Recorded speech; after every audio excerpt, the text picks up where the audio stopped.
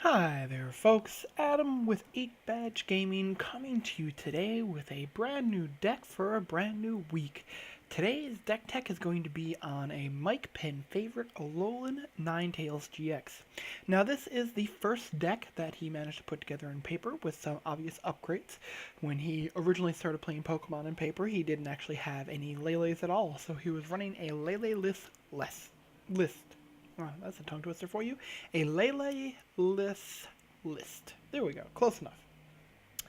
Now, we have updated it. I've asked him for suggestions, given the new, say, Access to Draw supporters like Cynthia, any new tech that's available that he might want to include in the deck, what recommendations he might want to go back on, and change up for a new meta.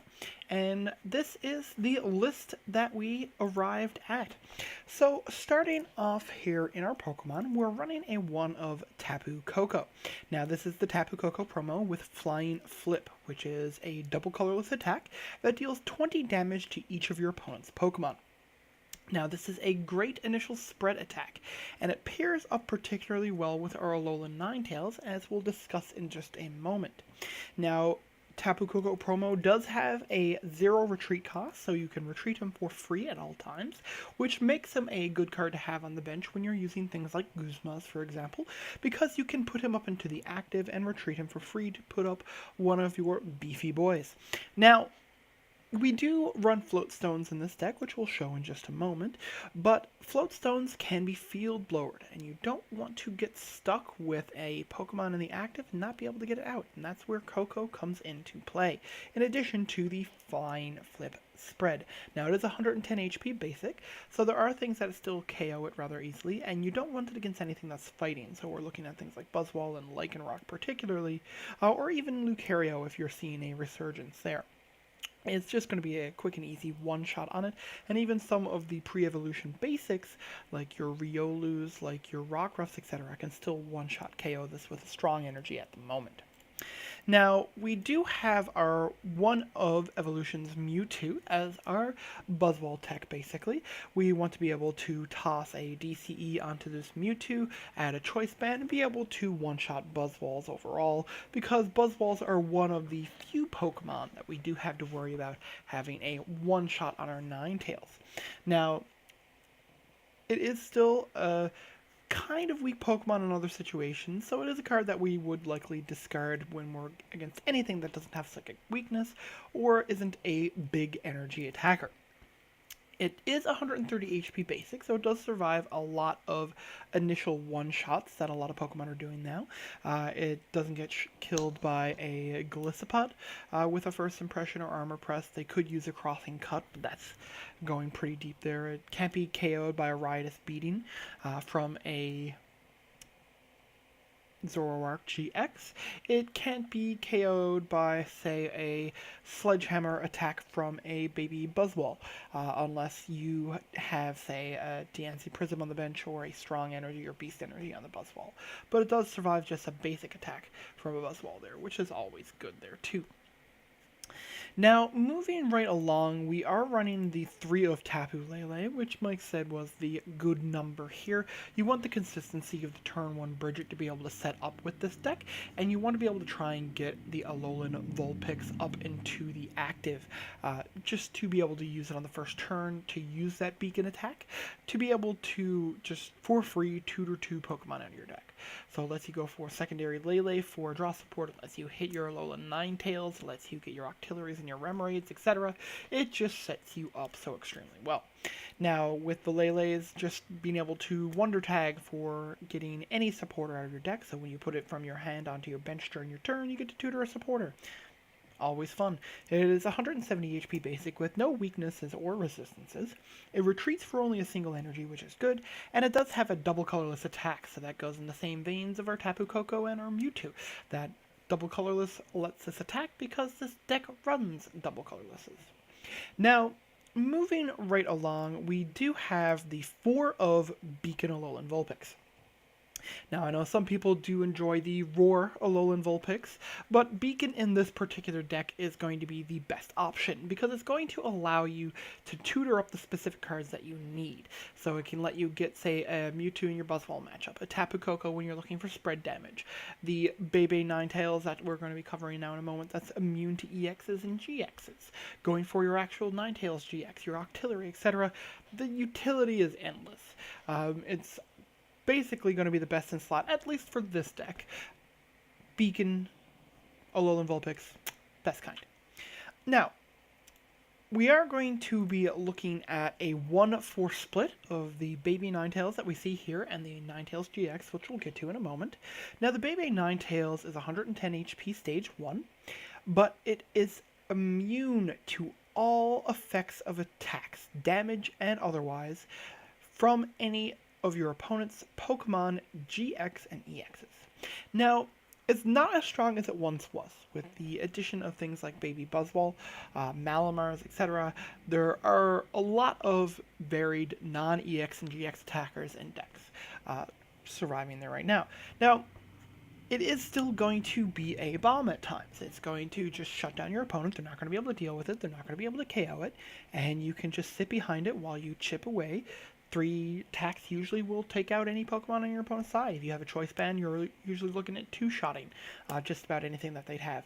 So it's just going to be a strong Pokemon overall. But then we have our mainstay of the deck, which is the Alolan Ninetails GX.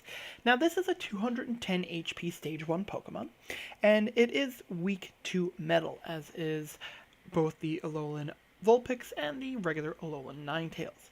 Now, we're not too worried about metal decks while we do have the Stakataka GX in the Beast Box deck. We're not too worried there, and say, Duskmane Necrozma would one-shot us anyways.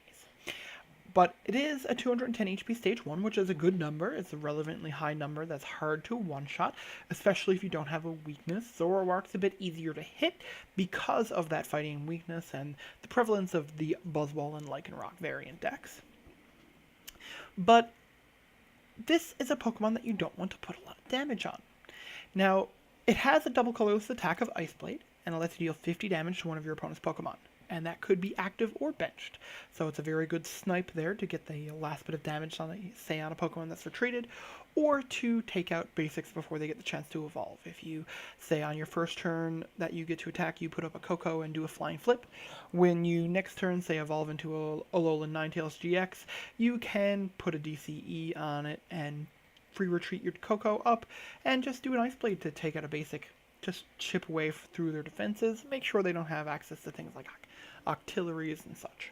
But it also has a huge damage attack in the form of Blizzard Edge, which is double water and a colorless for 160, and then you discard 2 energy from this Pokemon. And this is the additional bonus of the double colorlesses here, is that it's a single energy card discard to count for both energy being discarded from Blizzard Edge. You don't have to discard the water energy, you just have to discard 2 energy, period. So you're going to be able to use DCEs to constantly fuel up this Blizzard Edge attack to just hit for 160, 160, 160. Now, with the choice bands in the deck, it also lets us hit for the very viable 190 number, which is going to kill things like Buzzwoles and Rayquazas, even the Duskmane Necrozmas that we mentioned earlier, the regular Necrozmas, the Dawnwings Necrozmas, all can get one shot with a Blizzard Edge and a Choice Band. Now, Ice Path is the GX on the Alolan Ninetales, and is a double colorless, so you can use it with any of the energy in the deck. And it says, move all damage counters from this Pokemon to your opponent's active Pokemon. Basically, this says, if you can't one-shot me, I win. Is what it comes down to. If you, say, put 190 damage on an Alolan Ninetales GX, we're just going to go ahead and put 190 damage back on you, heal ourselves up to full. Sure, you can hit us again if you can't one-shot us. We're just going to be able to use, generally, at least an Ice Blade to just straight KO you. It's such a strong attack in, say, a 2-shot meta. If this is what it's facing up against, happens Ice Path just breaks the meta because it forces your opponent to be able to win the 2-shot war if they're already ahead. So both Pokemon are clean up for attack. You put up and say put 190 damage on an Alolan Ninetails GX. On my turn, I Ice Path, put it all back on you. If it doesn't KO you, which a lot of Pokemon that deal those high amounts of damage would be KO'd by that amount, we're just going to say take a shot back from you, and then if we can't Blizzard Edge, we Ice Blade at minimum. But we're already ahead by a KO. You take a KO on us, but you're already then damaged by whatever our return attack is. And then if we have another Ninetales suited up, even just a Lele with a DC on it, we can start taking the KOs back again. Now for assistance Pokemon, we have a 2-2 split of Remoraid Octillery. Now we are using the Ion Pool Remoraid as the technical best in slot. We do have the ability to use it to discard a stadium from play, which is usually going to be something along the lines of, say, a Parallel City or something we don't want our opponent to have access to straight up. Now, we're usually just looking to evolve this Remoraid into our Octillery, which is a 90 HP stage 1, and we're using it for its ability of Abyssal Hand, which is once during your turn before you attack, you may draw cards until you have 5 cards in hand. This is a full 2 cards stronger than the Instructor Rangaroo that a lot of people are playing as their draw support Pokemon. And it also has a viable attack. For once in a deck when we're running Octillery, we are running Water Energy with it. So we can actually, technically if need to, use the Hug attack, which is double water and a colorless, for 40 damage, and the defending Pokemon can't retreat during your opponent's next turn. Sometimes you are in desperate straits. Sometimes you use a couple Aqua Patches to throw some energy on an Octillery, Guzma up one of your opponent's bigger Pokemon that has no energy attached to it, or isn't a viable attacker, and you just do Hug for a couple of turns while you recover, while you wait to draw a draw supporter, while you wait to hit your Alolan Ninetails GX to be able to evolve and start taking it to your opponent. It can just actually come in use. Now, it's only going to be in like 0.111% of a game, maybe, so very low chance, but it is a possibility there. Now, we are going to move on from our Pokemon now into our trainers, our stadiums, and our supporters. Now, in our trainers, we are running a full 4 of Aqua Patch, which is an item that allows you to attach a water energy from your discard pile to one of your benched Pokemon. Now, we do have a couple of different options to get water energy into our discard. The primary option is going to be the 4 of Ultra Balls in the deck. And that's going to let us pitch 2 cards from our hand in addition to the Ultra Ball itself to tutor our deck for any Pokemon and put it into our hand. This will let us get that Lele on turn 1 to do our Bridget for a setup. This could get us the Mewtwo that we need against, say, a Buzzwole deck. This could get us the Bebe Ninetales or the Ninetales GX to evolve to attack on our next turn. It's just going to be an overall tutor utility tutor a Pokemon from your deck, and it's just a great utility card overall. Now we are also running a 2 of Field Blower, which is just going to be primarily useful to discard our opponent's tools and stadiums. Sometimes we do need to clear off, say, a Choice Band from our active to toss a Float Stone down on it to get it back out of the active. Sometimes we just want to take away our opponent's Float Stone so they can't get their active Pokemon out of the actual active spot. Sometimes we want to get rid of a Parallel City or take out one of our opponent's debilitating stadiums. Field Blower, just an overall great card. Now, we do run a 1 of Rescue Stretcher in this deck, which will let you put a Pokemon from your discard pile into your hand, which is good for retrieving, say, a KO'd evolution, a specific Pokemon we need, like, say, an Octillery that we discarded early, or a Mewtwo that we need late in a game. It's just going to be a great return there, or we get to shuffle 3 Pokemon from our discard pile into our deck. So this could either pad our deck a bit if we're getting down to low amounts of cards left in our deck. Octillery can get you close to drawing out sometimes, or we might need to get back in, say, the Bebe Ninetales into our deck in addition to a couple of other Pokemon. We might need the Bebe Ninetales and the Mewtwo combined to fight down a Buzzwole deck. We could need Octillery to be back in our deck in addition to the Bebe Ninetales. There's quite a lot of functionality here to this card. Now, we do run a 2 of Brooklet Hill in this deck. I know we did cut down the list. Originally, Mike was running it as a 3 of in the Lele less list. But with the Lele's in the deck, being able to tutor up a Bridget on that first turn, it kind of reduces the quality of a Brooklet Hill on turn 1.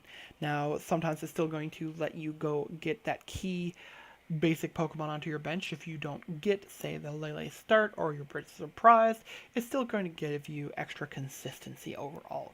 Also, being able to go Bridget turn 1 to go get, say, your Cocoa promo, 2 of Vulpixes, and then still use a Brooklet Hill to go get a Remoraid for evolution on your second turn, it's always going to be a good option. Next up, we have our 2 of Bridget in our supporters, and this is going to let you tutor your deck for any 3 basic Pokemon or 1 Pokemon EX. Now, we run 0 EXs in this deck, so this is just going to be going for straight 3 basic Pokemon to put onto our bench. So this is just going to give us the consistent start to make sure that we have our Ninetales ready to evolve on our second turn.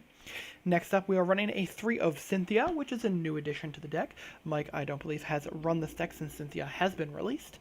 And it's just a shuffle your hand into your deck, draw 6 cards. So there's going to be times we don't want to be able to discard cards straight up. We just need raw card draw power, or we're already ahead in prizes, and N just doesn't quite cut it. Sometimes we don't want to put our opponent up cards in hand. It's just a strong draw supporter, and it's definitely going to see even more play post-rotation. Then we have a 3 of Guzma, which we're going to be able to use to swap our opponent's bench Pokemon up into the active, and then do the same with our side of the bench, being able to swap one of our bench up with our active as well. This is going to work surprisingly well, obviously, with the Flying Flips to do damage spread, and the Ice Blade from our Alolan Ninetails to be able to just snipe off, say, bench Pokemon or pile damage up to move it up for a quick and easy KO. Now, moving along, we have the 3 of previously mentioned N, which each player shuffles their hand into their deck, then draws a card for each of their prize cards remaining. So if you are ahead, this is going to be bad. If you are behind, this is going to be great. Being able to put your opponent down cards in hand while putting yourself up cards in hand. Being able to shuffle away a bad hand at the start of the game. Being able to put your opponent down cards if they drew off of your mulligans. N still has a great bit of utility, and we are going to keep it at a 3 of instead of an overall 4 of. Now we are running a 2 of Sycamore. Now this is down from the initial list, which was running 3, but that's because we added the extra draw power of Cynthia to the deck that lets us get a shuffle draw without having to lose, say, potential key components because we need to draw cards, and the only option we have is a Sycamore. Next up, we are running a 3 of Choice Band, which is a Pokemon tool. You can attach this to any one of your Pokemon in play, and the attacks of the Pokemon this card is attached to deal 30 additional damage to your opponent's active Pokemon GXs and EXs. Now, this gets up into extremely relevant numbers, as it's going to let that Blizzard Edge go from, say, 160 to now 190. As we were speaking about earlier, we KO all variants of Necrozma, Ultra, Regular, Dawnwings, Duskmane. We KO Buzzwalls. We KO Static Attackas. We KO Lele's as the biggest and most consistent one. It just allows us to get that one-shot capability, which can let us just be super aggressive in these games, especially with the Aqua Patches being able to fuel up early attacks. Next up, we're running a 2 of Floatstone. Now, this lets a Pokemon that this is attached to retreat for free. So if we don't have our Tabu Cocoa, it's prized, or our opponent Guzma'd us up into a bad situation, Floatstone's going to give us the capability of getting our active down and our Pokemon of choice back up into the active. Now, this is also going to be good first turn if we don't have Cocoa promo as our starter, as say if we have anything besides Alolan Vulpix up there, we can attach a Floatstone to it, bring it back, and put a Vulpix up to make sure that we can do that beacon attack. Moving on into our energy, we're running a pretty straightforward 12 for double colorless energy, where this deck gets such a boost from being able to get 2 energy attachments from a single actual attachment card through, say, the Flying Flip, the Psychic, the Tapu Lele Energy Drive, the, say, 2 attachments onto a Baby Ninetales, just a Water and a DCE for it to be able to attack, the single double colorless being all that it requires to be able to either Ice Path GX or Ice Blade GX, or to the Ice Blade, I should say, on the Ninetales GX, it's just going to give us such acceleration to just try and be overly aggressive on our opponents. Rounding out the energy, we're running a total of 8 basic water energy, and these are for our Aqua Patches, for the use across all of our different types of Pokemon, to be able to just attack, period. And we want to be able to have the consistency to be able to discard a couple, to be able to patch on, while still being able to get the attachments from hand if needed. So that clues up the deck tech there today. I know we have rambled on a little long there, but I do appreciate that you stuck through with us. We will be coming to you tomorrow with the first gameplay video in this series overall, and I'm looking forward to it. It's been quite some time since I've played this deck myself, and I have fiddled around with it both online and in paper, and it is quite fun. So I think this is going to be a good set of games. I hope it goes well for us, and I hope you tune in for it. Thank you again from us here at 8 Badge Gaming, and this is Adam signing off.